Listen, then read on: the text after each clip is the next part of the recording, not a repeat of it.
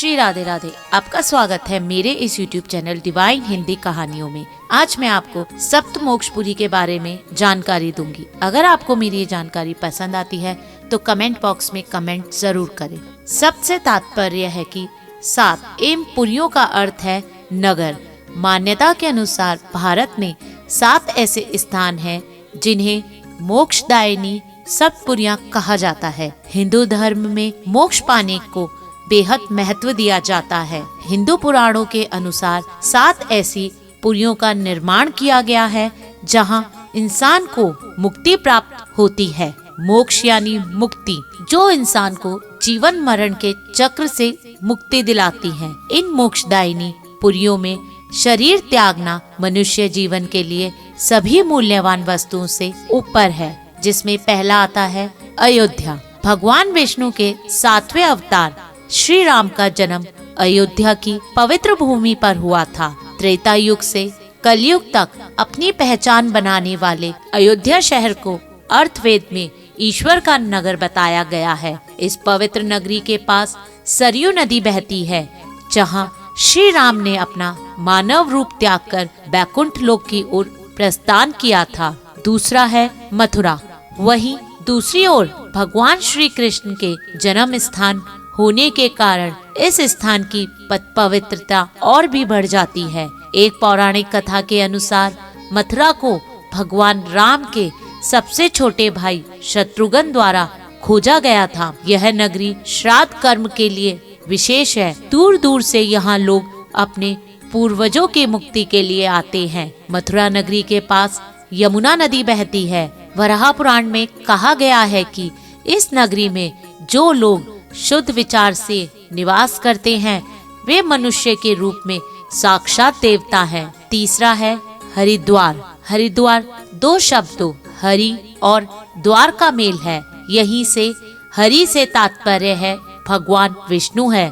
माँ गंगा के किनारे बसा यह शहर दुनिया की सबसे पवित्र शहरों में से एक माना जाता है। इसे पौराणिक व्याख्या में मायापुरी के नाम से भी पुकारा गया है। भगवान शिव के केशों से निकली गंगा नदी इस शहर की पवित्रता को और भी बढ़ाती है। वर्षों से लोग मोक्ष प्राप्ति के लिए हरिद्वार के दर्शन करने आते हैं। चौथा है काशी। इसे बनारस या वाराणसी के नाम से भी जाना जाता है। इस नगरी को गंगा नदी के स्थान अन्य 2 नदियों का वरुणा एवं अस्सी नदी भी यहाँ मौजूद है। वरुणा एवं अस्सी नदी के मेल से इस नगर का नाम वाराणसी पड़ा। हिंदू धर्म के 4 वेदों में से एक ऋग्वेद में काशी का वर्णन किया गया है, जिसके अनुसार काशी को शिव की नगरी कहा गया है।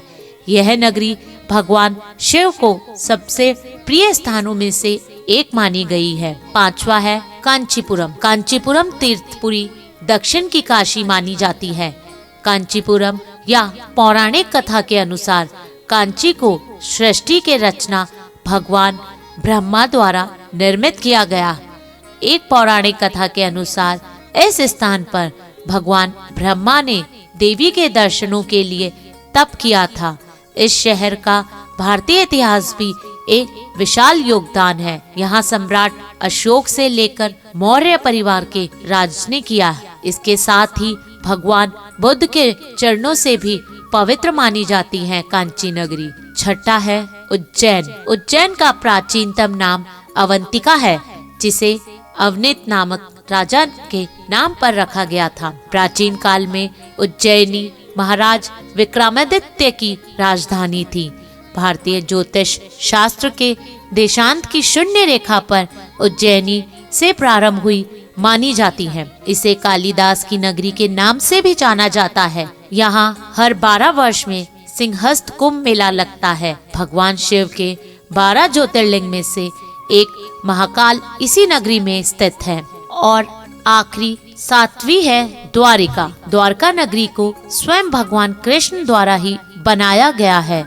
इसका प्राचीन नाम कुशल स्थली था। एक पौराणिक कथा के अनुसार महाराजा रैवतक के समुद्र में कुश बिछाकर यज्ञ करने के कारण ही इस नगरी का नाम कुश स्थली हुआ था। हरिवंश पुराण में भी द्वारका नगरी का वर्णन किया गया है, जहाँ बताया गया है कि यह वह स्थान है जहाँ यादव कुल का एक पवित्र नगरी का निर्माण किया था। विष्णु पुराण में भी द्वारका नगरी में स्थापित होने की बात कही गई है। अगर आपको हमारी ये जानकारी पसंद आए तो कमेंट बॉक्स में कमेंट जरूर करें और मेरे इस चैनल को लाइक, सब्सक्राइब तथा शेयर करना ना भूलें।